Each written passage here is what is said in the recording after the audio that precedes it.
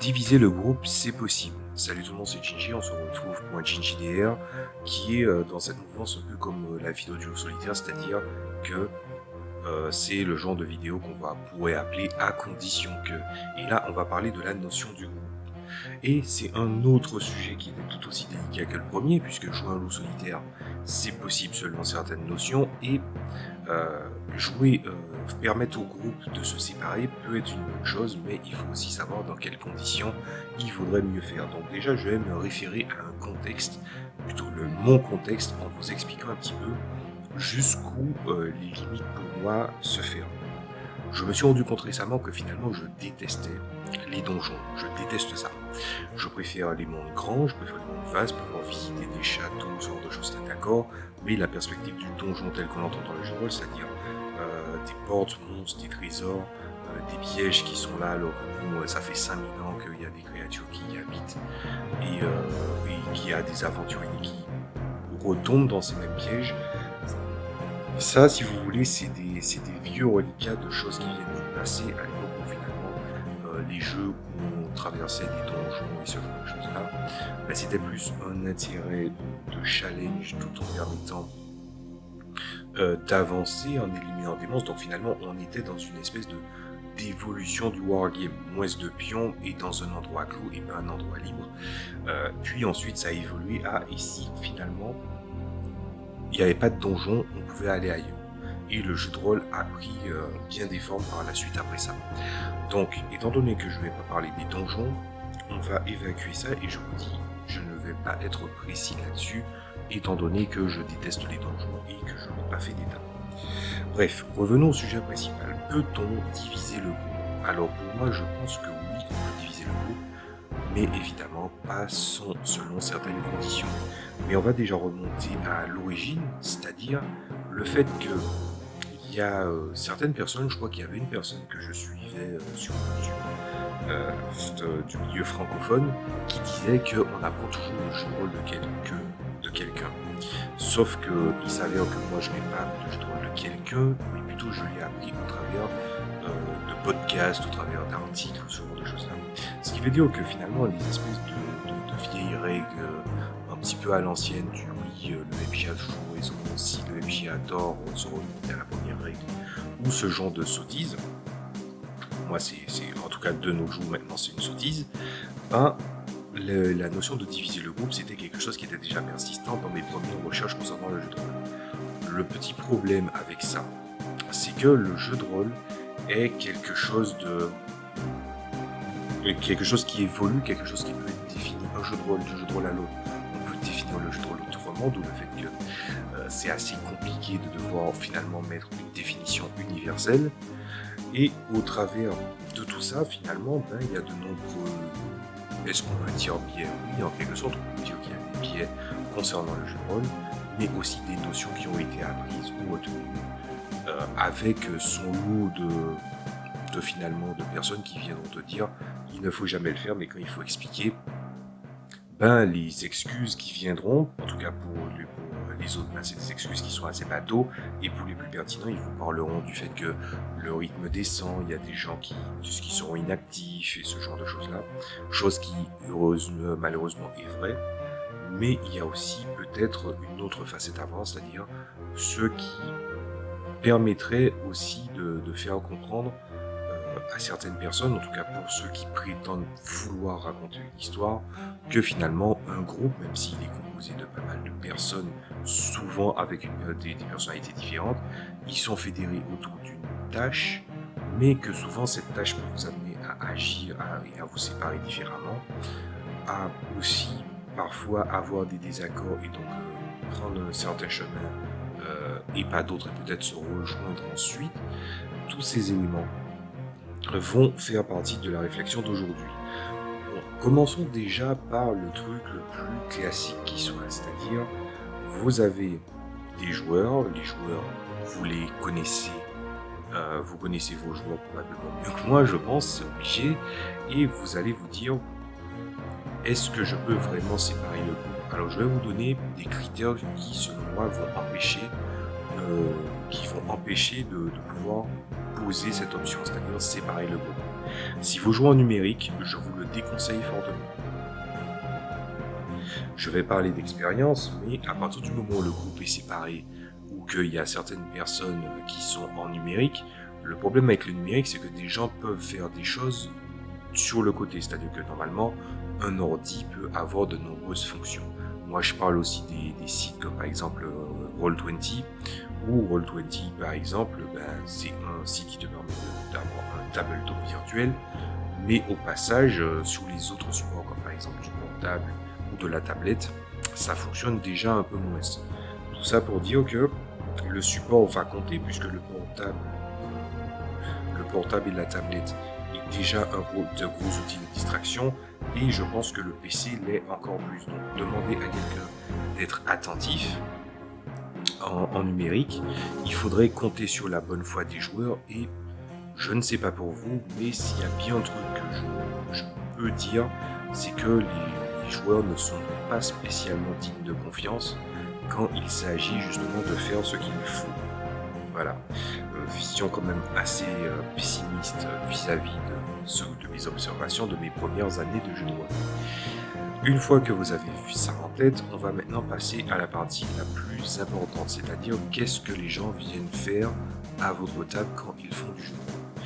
Il y a certaines personnes, ils viennent pour taper sur des trucs, d'autres, ils viennent pour vivre une aventure, d'autres, ils veulent essayer de faire vivre un récit choral avec le personnage qu'ils avaient en tête, avec d'autres personnages, et finalement les faire interagir, et ils ne veulent pas en perdre une miette. C'est cette dernière catégorie, ils ne veulent pas perdre une miette, donc du coup ils vont rester attentifs, que vous soyez en numérique ou que vous soyez physiquement entre vous. Voilà.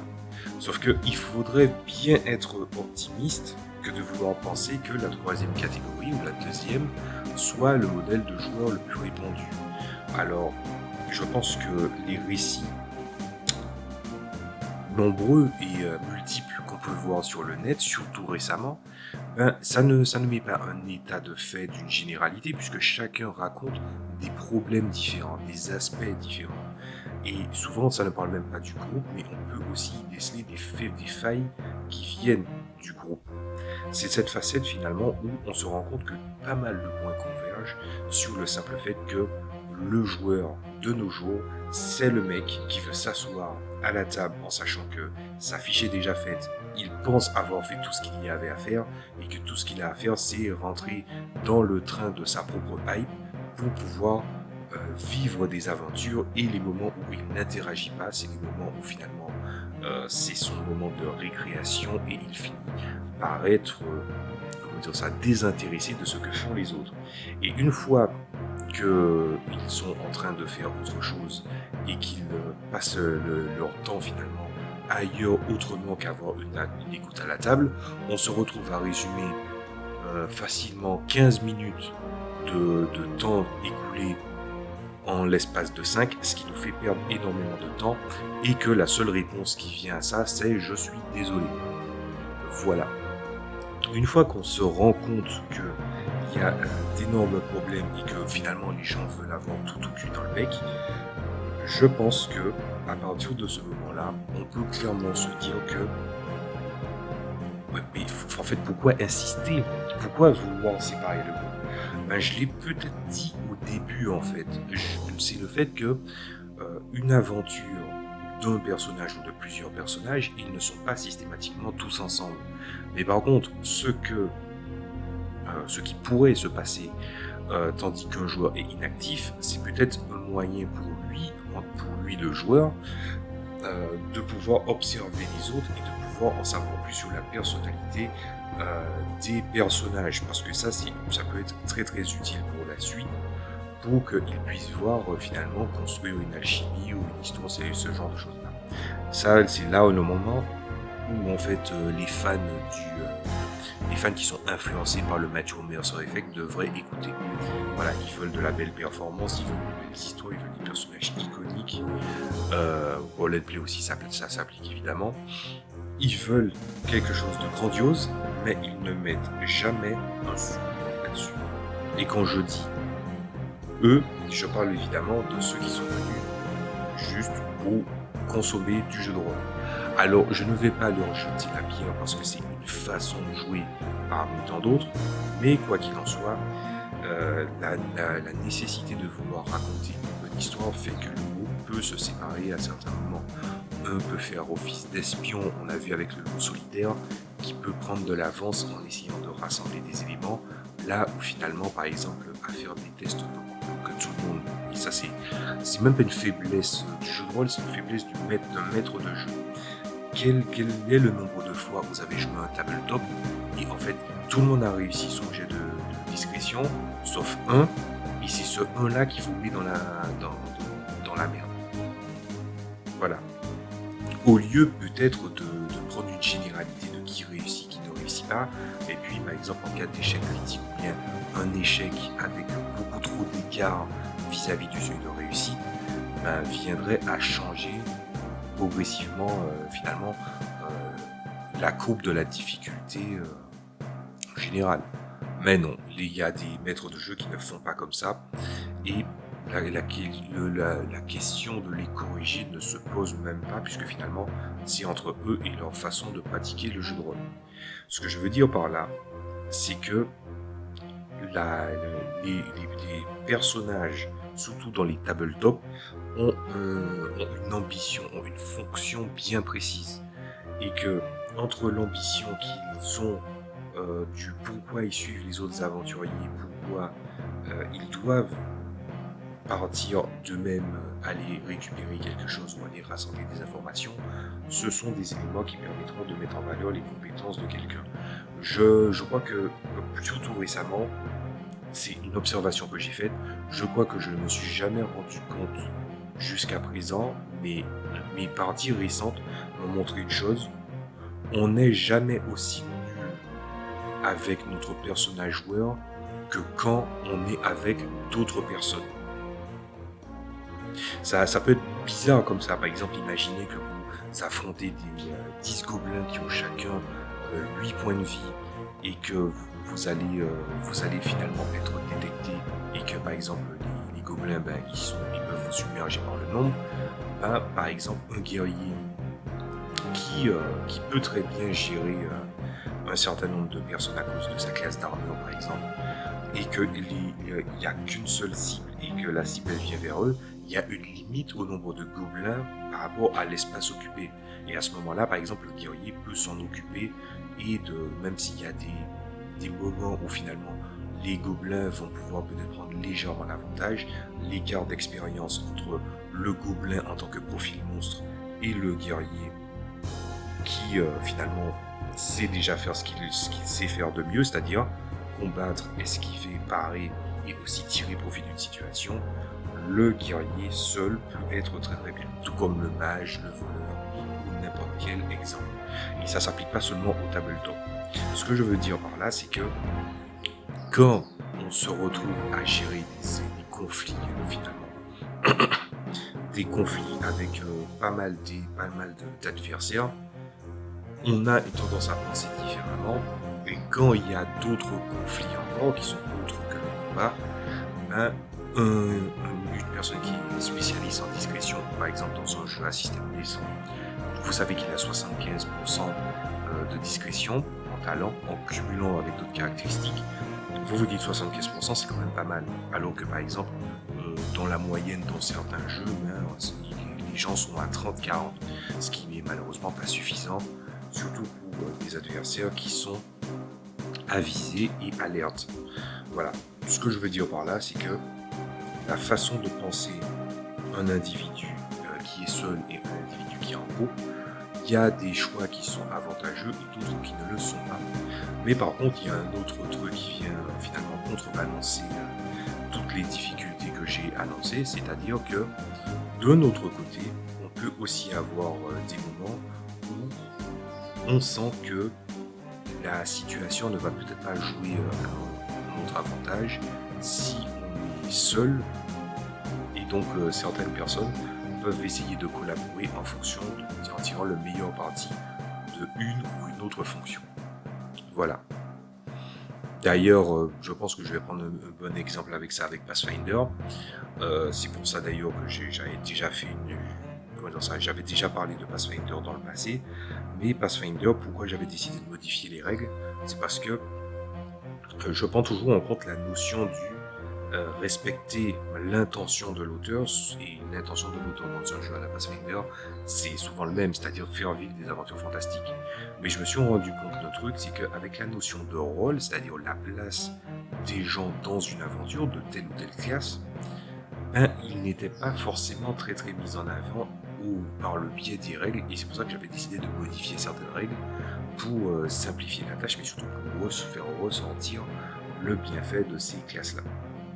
Mais pourtant, les classes, c'est pas quelque chose qui est exclusif au jeu de rôle. Il y a même des moments où on peut avoir des jeux de rôle où il n'y a pas de classe. Quand je dis classe, c'est classe, archétype et autres. Et on peut être sur un autre aspect, c'est-à-dire ce pourquoi on est doué. Et mettre des gens compétents ensemble dans une tâche, plutôt que de mettre un groupe et que finalement, c'est pour ça que je déteste les moyennes, ben moyennement parlant, ben, vous allez rendre compte des péripéties qui sont beaucoup plus difficiles, ben là ça devient un peu plus compliqué. Voilà. Donc là c'est plutôt la notion de en matière de gameplay, on voit bien qu'il y a quelque chose, c'est ce rapport de on a une fonction en haut, alors que la fonction seule permettrait de s'en sortir. Et pour un petit peu étayer mes propos, il en va sortir un petit peu du cadre du tabletop. Combien de fois vous avez déjà fait une aventure et vous vous rendez compte que en groupe, les joueurs ont fait leur action avec leurs réussites, leurs échecs et tout, et puis vous vous rendez compte que soudainement, tous les membres de votre groupe, sauf vous, vous êtes inconscient ou quelqu'un d'autre, et de rien encore debout, tandis qu'il n'y a plus personne, puisque tous les autres sont en combat. Et à ce moment-là, la perspective commence à changer, la façon de penser commence à changer. C'est ça que je veux mettre en avant par rapport à splitter le groupe. Des gens qui savent de quoi ils sont capables, ce qu'ils peuvent faire et ce qu'ils devraient faire, et très bien, mais à partir du moment où vous commencez à être trop nombreux, vous vous tirez vers le bas. Donc par exemple, c'est pour ça que je parlais du loup solitaire, le loup solitaire peut très bien aller ailleurs et essayer de gagner de l'avantage, mais on a dans le même exemple du loup solitaire que j'avais déjà utilisé dans le passé, le problème avec le loup solitaire joué par les joueurs de nos jours, c'est ce côté impétueux où ils veulent essayer de boucler la partie avec des compétences qu'ils ne possèdent même pas.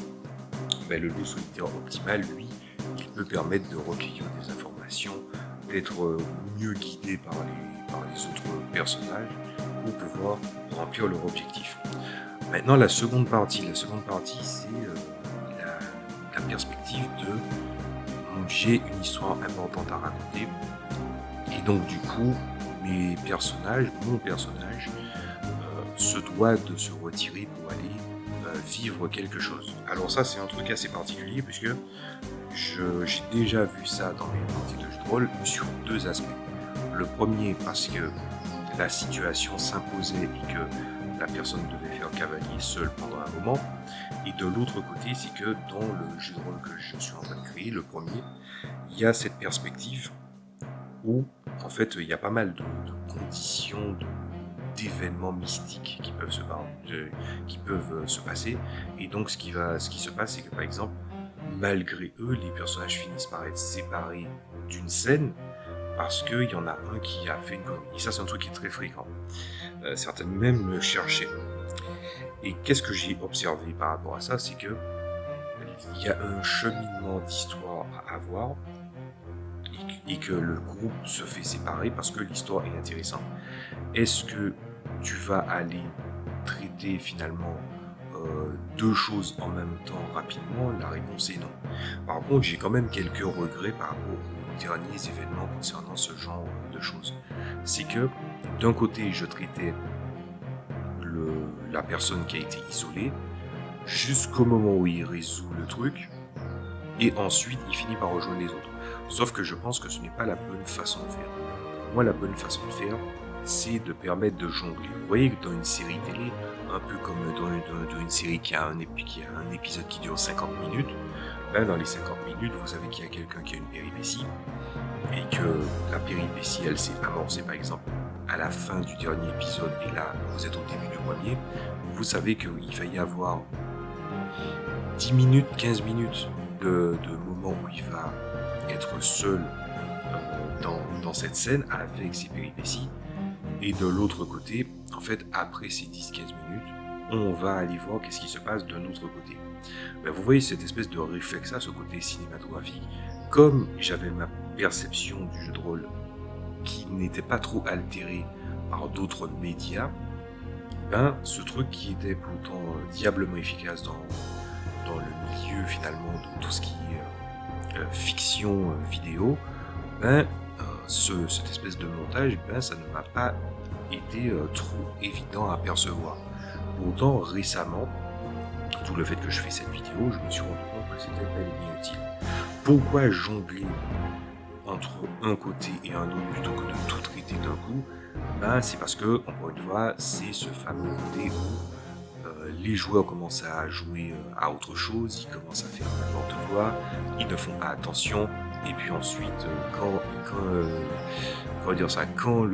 l'autre joueur il a réussi à faire ce qu'il a à faire, ben, il est content, il est satisfait, il a réussi son épreuve, son passage personnel, et puis en fait vous vous rendez compte qu'il y a un des joueurs qui manque cruellement de délicatesse, il vient lui dire « Ah mais c'est génial, mais comment t'as fait pour t'en sortir ?»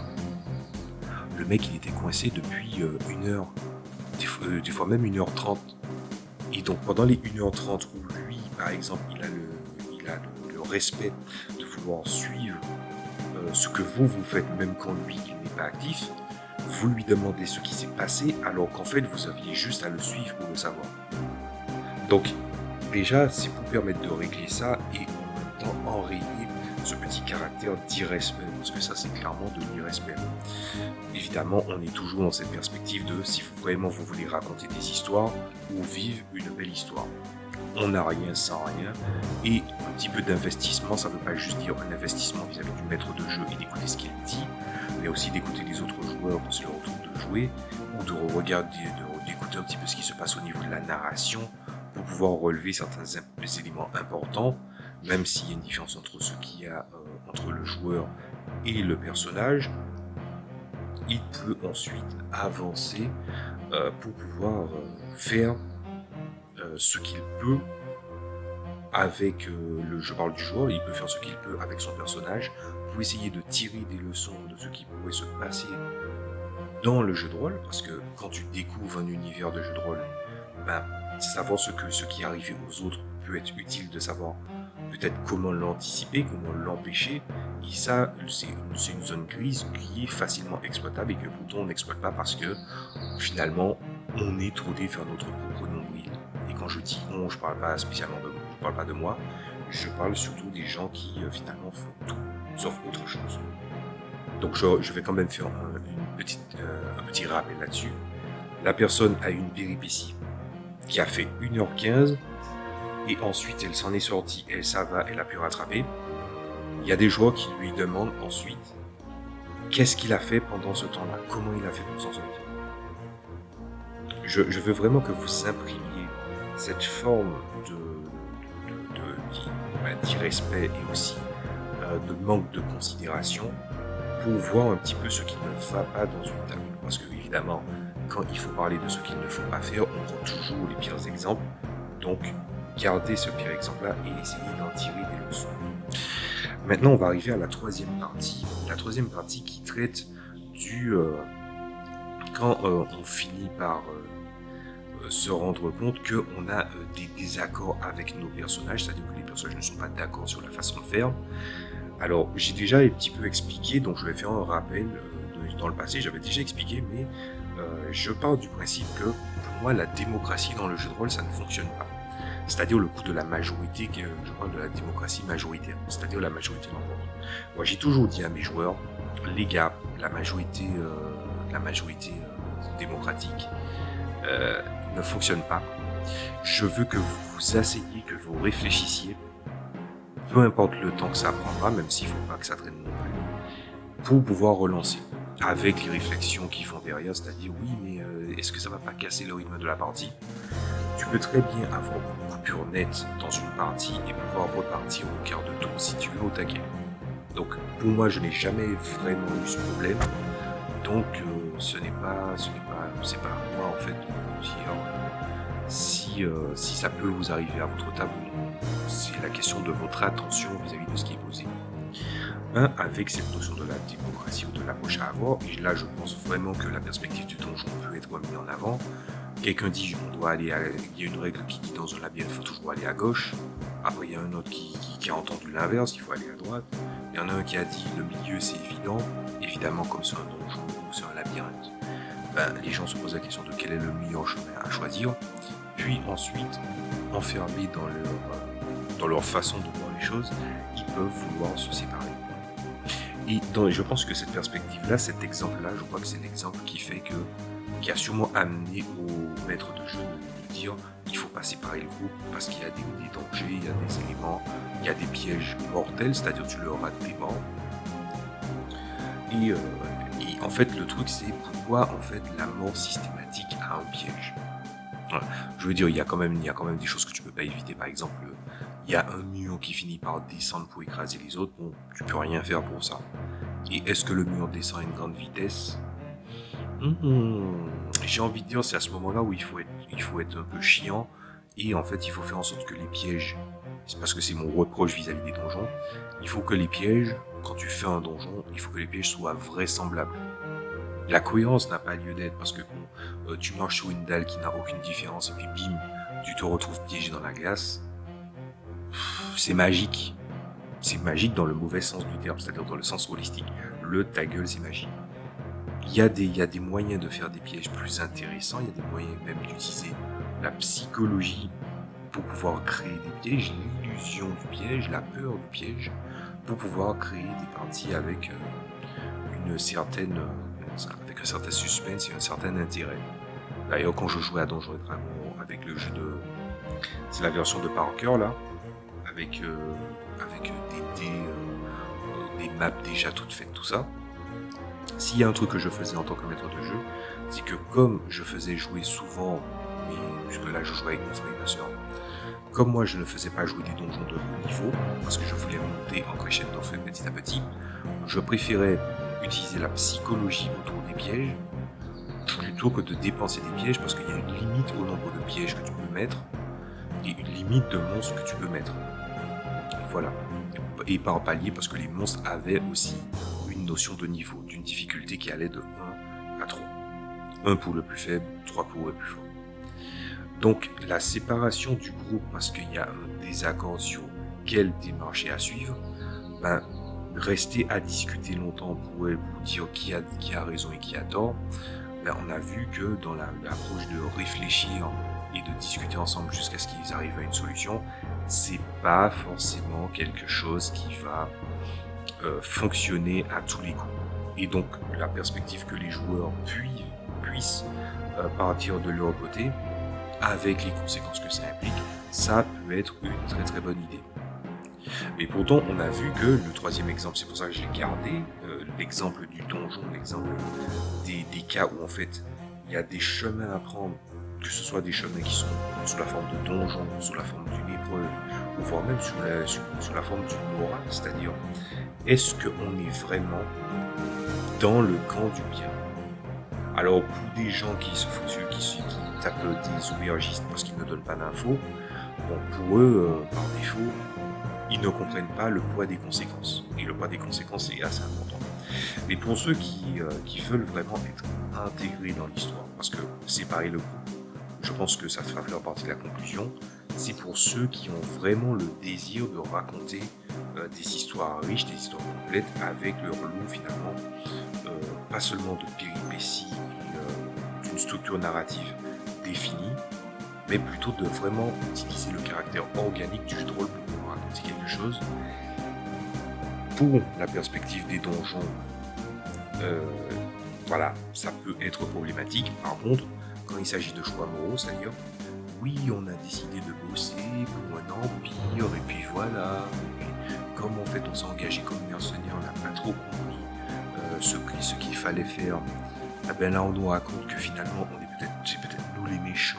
Est-ce qu'on est vraiment les méchants? Est-ce que les gens essaient de nous induire en erreur? Parce que, je rappelle, c'est un principe, que moi j'appelle ça la force antagoniste. Je pense que pas mal de gens l'appellent comme ça aussi. C'est quand vous avez pas mal de personnes en face qui vous empêchent d'atteindre l'objectif qu'on vous a énoncé, c'est-à-dire le PNJ important ou le PNJ qui vous l'a donné, ou même comment dire ça, la manière dont la narration a été exposée.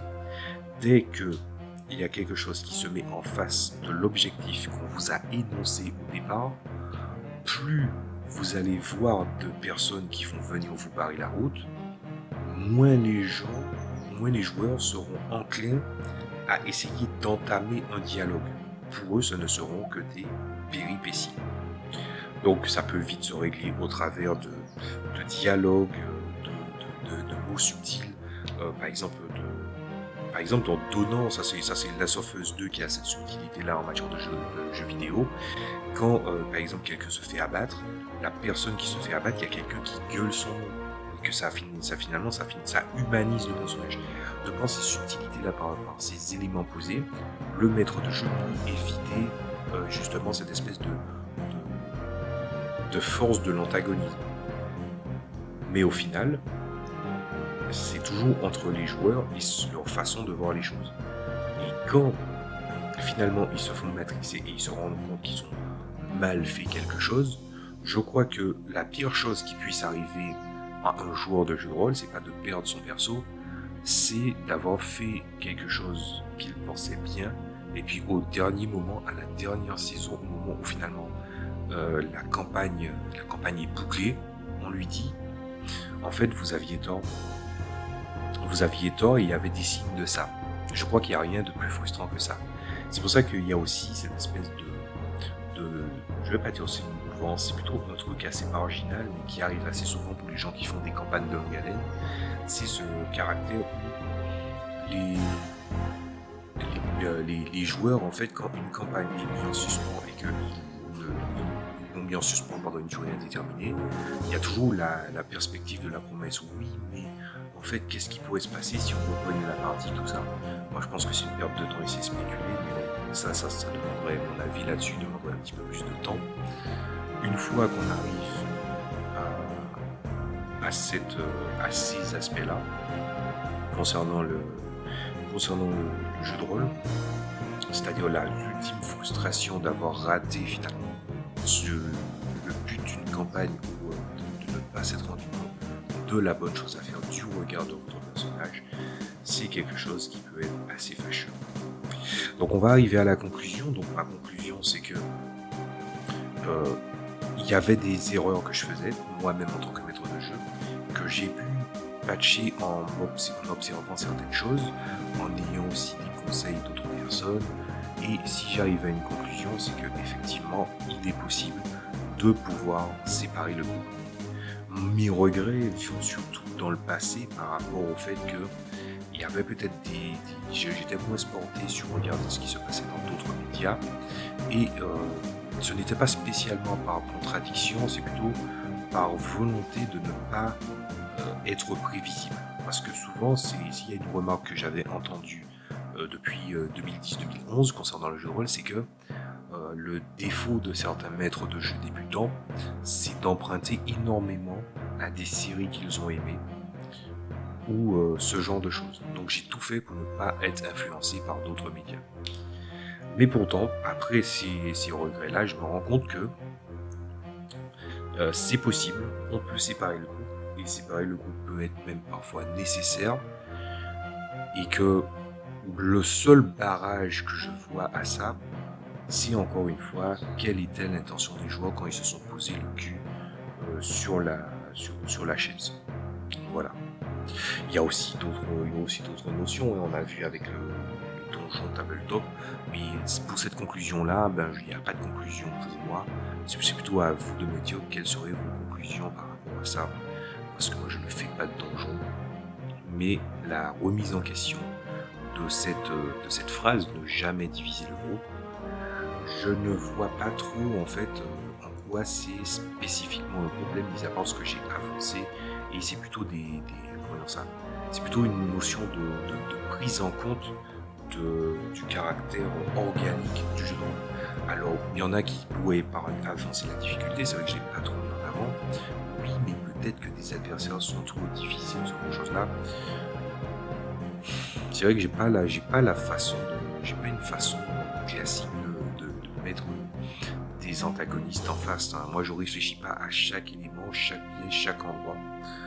C'est-à-dire que je peux faire une campagne, exactement la même campagne, mais en fait, des choses vont changer. Il y a une grosse ligne qui va rester, hein. Enfin, une grosse ligne.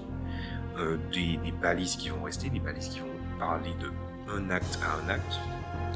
Mais de l'autre côté, il y a aussi le fait que quand je fais des modifications comme ça, d'une campagne à une autre, les péripéties peuvent légèrement changer et les créatures qui peuvent être mises en face peuvent ne pas être les mêmes. Donc pour moi, c'est quant à la notion du oui, mais imagine qu'il y a trop d'ennemis. Ça dépend aussi du jeu de rôle auquel vous jouez. La question de la punitivité, de la létalité, ça peut être très très important. Par exemple, dans les tabletop classiques, hein, on parle de Donjons et Dragons, Pathfinder, du comme ça, je rappelle qu'il y a des sorts où soit tu ne l'esquives pas, tu prends tout, soit tu esquives la moitié des dégâts. Voilà.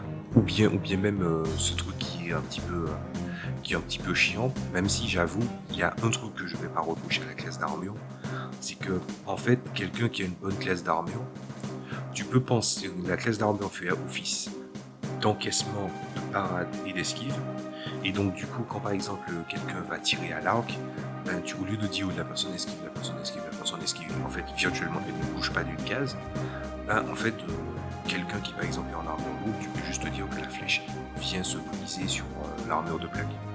Voilà. Mais mis à part ça, en fait, ça dépend d'un jeu à l'autre de ce que vous appelez la difficulté. Moi, mon jeu de rôle, si je dois avouer quelque chose, c'est que il est crunchy. Il est crunchy, mais il est crunchy vis-à-vis de son contenu. Ses mécaniques sont plutôt simples à comprendre, et il y a aussi cette notion que ce jeu, il est anti-méta. Tu ne peux pas être, comment dire ça, tu peux te spécialiser contre un type de jeu ou d'adversaire, mais tu peux pas tout anticiper. Et donc, par exemple, des combats qui se sont déroulés, par exemple, à 20 contre 3, et les 3, par exemple, c'était les joueurs, c'était pleinement envisageable, alors que les ennemis n'étaient même pas vraiment des sbires, en fait. Voilà. Donc, tout ce que je peux vous dire sur la difficulté, c'est que, même dans un jeu tabletop, tout comme dans des jeux, par exemple, des jeux que moi j'ai créés, ou des jeux que j'ai fait tester, la difficulté par rapport à l'écart de niveau, il n'y en avait pas des masses. Et par rapport à par rapport au nombre, je n'ai jamais vu en quoi le nombre était vraiment un problème. Voilà. Et même quand je joue à des jeux tactiques, par exemple, avec des cases et tout en jeu vidéo, envoyer une troupe qui est solide, qui est capable d'esquiver ou de bien encaisser, au milieu, et puis en fait tout le monde se met en fait devant lui pour pouvoir l'attaquer, et donc de pouvoir enchaîner, comme il s'avance vers une seule et même cible en pensant pouvoir la battre et qu'il n'y arrive pas, ça permet à d'autres finalement d'ouvrir la manche. Ce que je veux dire par là, c'est que le nombre ne veut pas dire grand chose. Le niveau, oui. Surtout les jeux qui, en fait, par exemple, les jeux tabletop, où par montée de niveau, en fait, on te dit oui, mais tu gagnes le score de la classe plus machin. Et puis quand tu vois qu'il y a des créatures qui ont 390 points de vie, ce genre de truc là, ouais, je pense que comme d'habitude, tout dans le jeu de rôle est dans la nuance. C'est à vous d'essayer de voir. Et puis aussi, s'il y a des gens qui écrivent leur scénario, je ne vais pas vous faire la morale sur comment écrire un scénario. J'ai déjà parlé d'alternatives de comment j'écris un scénario, mais par contre, une chose que j'ai à vous dire, si vous sentez que le groupe s'est séparé et que ce que la personne devait rencontrer, vous pensez intimement que ça serait pas intéressant si la personne soit dans une difficulté qui est écrasante, modifier la péripétie. Voilà. De toutes les façons, c'est pas comme si ils verront la différence. À moins que vous ayez écrit le scénario, que vous leur avez soumis, mais vous m'avez dit je vais vraiment faire comme ça tel quel. Mais quel maître de jeu fait ça en fait? Donc voilà. Bien, bah, c'était Ginji pour cette vidéo, à condition que n'hésitez pas à me dire ce que vous en pensez. Moi je vais vous laisser et je pense qu'on va encore continuer sur les podcasts, puisque bon, j'ai beau avoir eu ça, j'ai beau maintenant avoir le matériel qu'il faut pour pouvoir filmer. Disons qu'il y a quand même quelques complications, donc j'essaie de me remettre doucement à faire des vidéos. Merci à tous d'avoir suivi jusqu'au bout et à la prochaine fois. Bye.